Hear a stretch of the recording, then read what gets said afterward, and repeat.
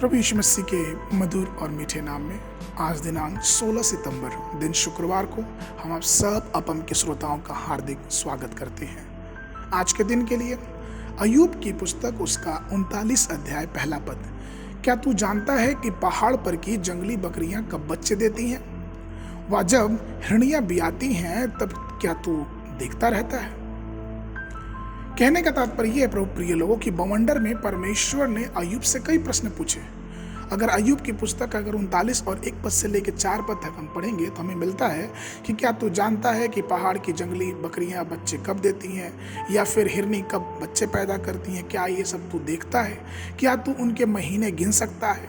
क्या तू उनके बच्चे पैदा करने के समय को जानता है?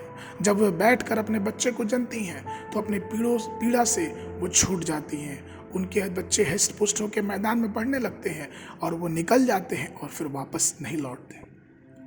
प्रभु जिसने हमें आकाश के पंछियों को देखने और मैदान के शोषणों पर विचार करने के लिए कहा है कि वो उन्हें कैसे खिलाता और कैसे उनको जीवित रखता है, वो हमें यह इशारा भी करता है कि हम उन हिरन के बच्चों की सहन शक्तियों को देखें।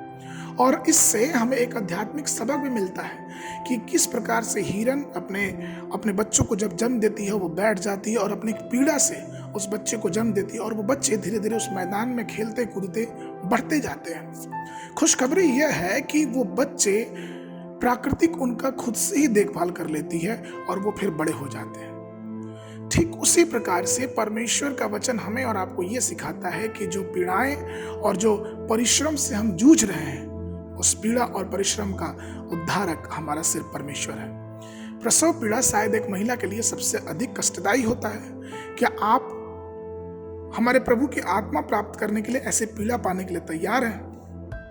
परमेश्वर ऐसे लोगों की तलाश कर रहा है, ऐसे सेवकों की तलाश कर रहा है जो उसके लिए पीड़ा, श्रम और परिश्रम करके आत्माओं को जीते।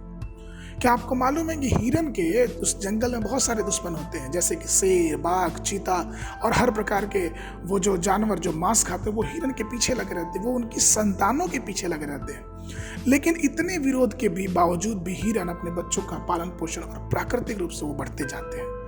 मैं आपको बताऊं कि परमेश्वर भी अपने लोगों को अकेला नहीं छोड़ता। परमेश्वर के लोग अगर परमेश्वर की आत्मा से भरे हैं तो परमेश्वर की आत्मा उन्हें हर बातों में अगुवाई करेगी, उन्हें सिखाएगी, उन्हें समझाएगी और उन्हें आगे की तरफ लेके जाएगी। तो ये जरूरी है कि हम परमेश्वर की आत्मा में भर जाएं और परमेश्वर की आत्मा में भरने के बाद परमेश्वर से प्रार्थना करें, परमेश्वर से दुआ करें और एक विशेष प्रकार की आशीष के भागी हम परमेश्वर के द्वारा हो पाएंगे।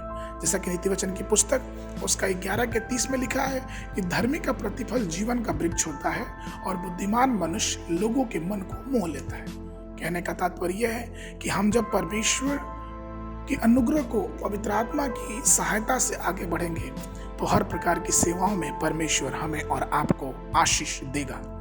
आज के मनन के लिए दानियल नबी की पुस्तक उसका 12 अध्याय 3 पद। तब सिखाने वालों की चमक आकाश मंडल की सी होगी और जो बहुतों को धर्मी बनाते हैं वे सर्वदा के नाई प्रकाशमान रहेंगे। बाइबल अध्ययन के लिए नीति वचन की पुस्तक उसका 25 और 26 अध्याय, संध्या के समय 2 कुरिन्थियों की पत्री उसका 9वां अध्याय। परमेश्वर आप सबको आशीष देवे।